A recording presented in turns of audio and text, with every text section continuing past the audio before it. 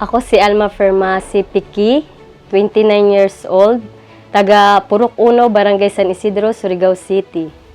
Ako ipasigarbo na isa ako ka licensed teacher, pero of course naghuyat pa ng para sa ranking kung maka-item ako kumana tuig. Bago ko na-achieve ini na nakapasar ako sa board exam, so ako, proud ako na isulti na ako is a product ng isa ka scholarship.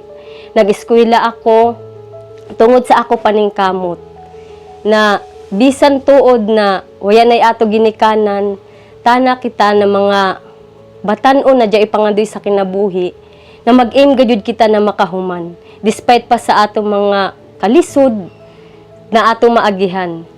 So, working student ako, ang tuition rate free. Tapos, ang ako allowance, of course, dili siya makaber sa ako tag-workingan.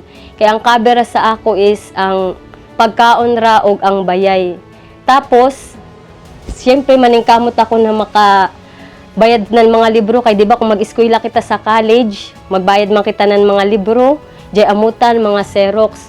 So, isa sa akong mga technique, sanan taghimo ato sa una, na pag jay amo bayranan mo laon na gani ang maestra na jay idyo paliton na libro, jay idyo ipa-Xerox. So, ang ako imuon, muhagas ra ako tun sa akong maestra mo lang ako na, ma'am, basin jay imo ipalaba diha.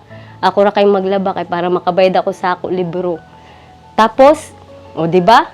Jay mga strategy para ta makahuman. Pag jay na say amutan na lain, ang ako himuon jay ako mga classmate na mga puluho. Tan ako himuon, mula ora lamang ako, bahala way tuyog, lagat na mata, mula na, ako ra kay maghimo ng idyo, assignment, bayari ra lamang ako to. Magpabayad ako, inahan na, kay para, jay ako siyempre na, kwarta na pang adlaw-adlaw. Gabi kaliso, di labi na, way imo ginikanan na makahuman ka. Isa mong gud sa ako panghandoy, gud na, mamaestra ko aton, high school pa gud ako. Kay gusto na ako matabanganan ako ginikanan. Kay gabi na mo kalisod.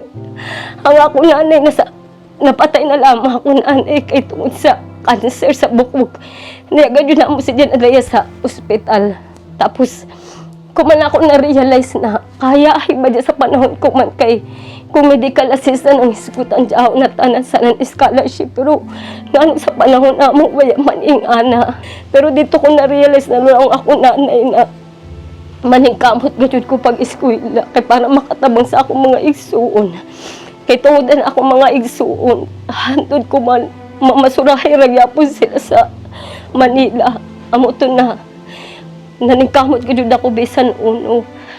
So pag-graduate na ako ng 2016, ma'am, isip usa ka daycare worker o child development worker. So diha nag-start na nakurat ako kay high schoolan ako tagkuha na kurso kay Best Ed Filipino ako, ma'am. Tapos na ano ako kay mga bata na ako natudluan, 3 years old to 5 years old. So 2016 until 2020 ako nagtudlo ng daycare worker. Makatawa lamang ako, ma'am, kay syempre mga bata. Pero nakatawa ko, tapos baga na-amaze ako kay kaya ba dyan ako i-handle ang mga bata na inana na edad. Kay gusto na kay mula ako na mas gana ang high school kay matured na ang mga bata, pero mas mabibo ba dyan ang mga gagmay. Kay at least ako ang una nakamatuto sa ila learning. Grabe ka astig inin mga daycare worker na mga maestra kay na-handle mga gadyo nilang ana na situation. Kay amura kami kibali na dili teacher, ma'am, amura kami nanyaya sad ng mga bata na pag jay mga trabaho ang mga nanay, ibilin sa amo, kami ang magbantay. Pero jay sa moment na makapil ka ng guilty, kay makapil kami na yaman kami nakabantay sa amo mga bata. Pero nga nung nagbantay man kami inani kahamukan ng mga bata. Pero at least, at the end of the day, hamok gyapon amo natabangan ng mga bata sa nan mga nanay. Tapos kuman, masyak na ako, kaya na ako mga first batch, grade 6 naman. Sus, mga gwapo na, makita na ako mula na, ma'am, mag-aminay na, tagbalik na sad ako sa amo barangay na ng local guides. So ang ako na sa taghandol mga turista. So siyempre diyan may lain-lain na moari diri sa ato sa ato lugar sa San Isidro, kay one of the most tourist spot man sa San Isidro tungod sa fish sanctuary na makit-an diri sa amo na mag-snorkeling ang ila activity, maglangoy-langoy sana magtan-aw sa amo mga bakhaw. Amo na ila trabaho diri. So ako ang isa sa mag-guide sa ila. And then pagkahuman, God will, nalipay gadud ako kaya gadud ako nag-expect na makuha ako ng UNFPA as a WFS.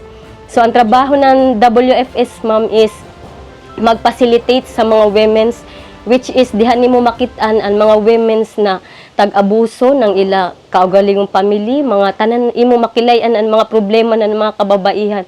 So sa UNFPA, daghang salamat sa Ejo kay ako gud Ejo napilian. So tuyura kami, isa sa Leyte, isa sa Muslim region adto sa Surigao City. Ang ako trabaho ko man is isa ka enumerator ng PSA. At the end, na-realize ko sad na teacher tuod ako, licensed teacher ako, pero makalang ako na grabe na ako ka-abtig sad na pagka-tao. Dapat kita as a teacher, dili ra kita magmateng nan, mulaw ra kita na magtudlo ra. Dapat kita, kita practical.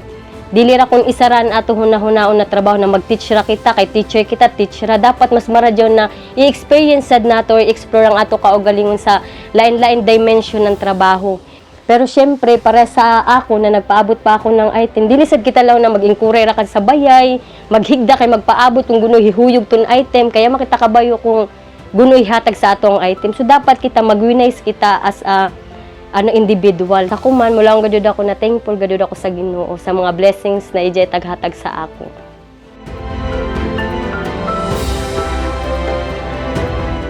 Maestra ako, Surigao nun ako, bagtik ako,